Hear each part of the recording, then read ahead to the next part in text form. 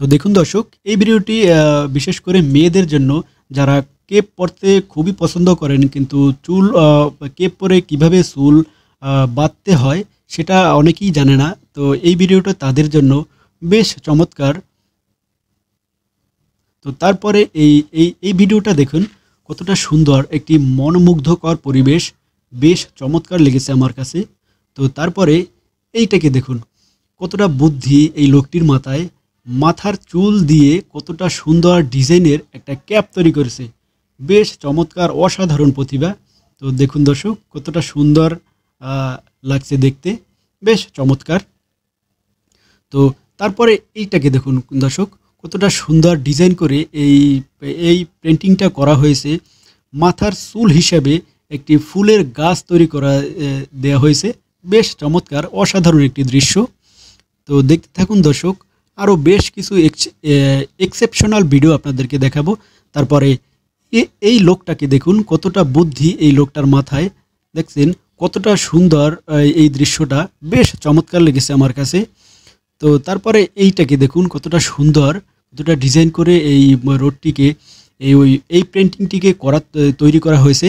তারপর এটাকে দেখুন, কতটা বুদ্ধি ওদের মাথায়, গায়ের জামা হিসেবে কত সুন্দর ফুল দিয়ে ডিজাইন করা হয়েছে, দেখতে বেশ চমৎকার। তারপরে এই ভিডিওটাকে দেখুন দর্শক, এই লোকটি একটি প্রতিবন্ধী মানুষ, যে সে প্রতিবন্ধী হওয়া সত্ত্বেও সে তার পা দিয়ে হাঁটতে পারে না, কিন্তু সে অনেক কঠোর পরিশ্রম করে।